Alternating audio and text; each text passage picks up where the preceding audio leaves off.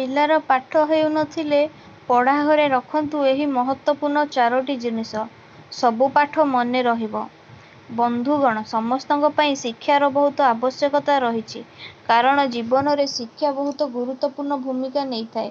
ତେବେ ଯଦି ଆପଣମାନଙ୍କର ପିଲା ପାଠ ଭଲ ହେଉନଥାଏ, ଯେତେ ପଢ଼ିଲେ ମଧ୍ୟ ପାଠରେ ମନ ଲାଗୁନଥାଏ, ପାଠ ପଢ଼ିବା ପ୍ରତି ଆଗ୍ରହ ହେଉନଥାଏ, ତେବେ ଏହା ଆଗକୁ ଯାଇ ପିଲାମାନଙ୍କର କ୍ୟାରିୟର ଗଢ଼ିବା ସମୟରେ ବହୁତ ଅସୁବିଧା ସୃଷ୍ଟି କରିବ।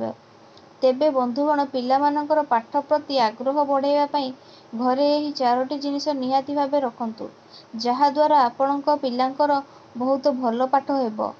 ପ୍ରଥମଟି ହେଉଛି ମାତା ସରସ୍ୱତୀଙ୍କର ମୂର୍ତ୍ତି ବା ଫଟୋ। ମାତା ସରସ୍ୱତୀ ବିଦ୍ୟାର ଦେବୀ ଅଟନ୍ତି। ତେଣୁ ପିଲାଙ୍କ ପଢ଼ା ଘରେ ମାତା ସରସ୍ୱତୀଙ୍କର ଫଟୋ ଅଥବା ମୂର୍ତ୍ତି ରଖିଲେ ପିଲାଙ୍କର ମନ ଶାନ୍ତ ଓ ସ୍ଥିର ରହିବା ସହ ପଢ଼ା ପ୍ରତି ପିଲାଙ୍କର ମନ ଲାଗିଥାଏ। ଦ୍ୱିତୀୟଟି ହେଉଛି ବୀଣା। ଯଦି ଆପଣଙ୍କ ନିଜ ପିଲାଙ୍କ ପାଠ ପଢ଼ିବା ଘରେ ଏକ ବୀଣା ଆଣି ମାତା ସରସ୍ୱତୀଙ୍କ ପାଖରେ ରଖୁଛନ୍ତି, ତେବେ ପିଲାଙ୍କର ପାଠ ପଢ଼ିବା ବେଳେ ମନ ବିଚଳିତ ହେବ ନାହିଁ। ଏହା ସହ ପିଲା ଯାହା ପଢ଼ିବ ତାହା ବହୁତ ଶୀଘ୍ର ମନେ ରହିବ। ତୃତୀୟଟି ହେଉଛି ହଂସ।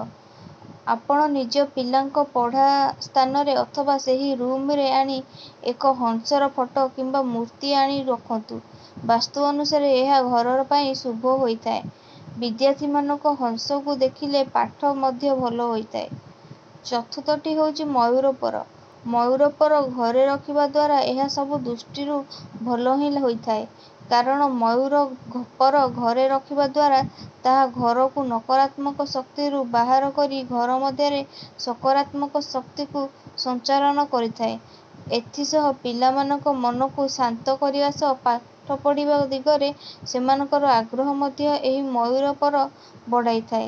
ଜାଣିଲେ ତ ବନ୍ଧୁଗଣ, ଆପଣଙ୍କ ପିଲାଙ୍କର ଯଦି ପାଠ ପଢ଼ା ନ ହେଉଥାଏ, ତାହେଲେ ଏହି 4ଟି ଜିନିଷ ନିଶ୍ଚୟ ଆଣିକି ଘରେ ରଖନ୍ତୁ। ଯଦି ଆପଣଙ୍କୁ ଆମ ଭିଡ଼ିଓଟି ଭଲ ଲାଗିଥାଏ, ତାହେଲେ ଏବେ ହିଁ ଚ୍ୟାନେଲକୁ ସବସ୍କ୍ରାଇବ୍ କରିବା ସହିତ ଭିଡ଼ିଓଟିକୁ ସେୟାର କରିଦିଅନ୍ତୁ। Thank you so much for watching and visiting.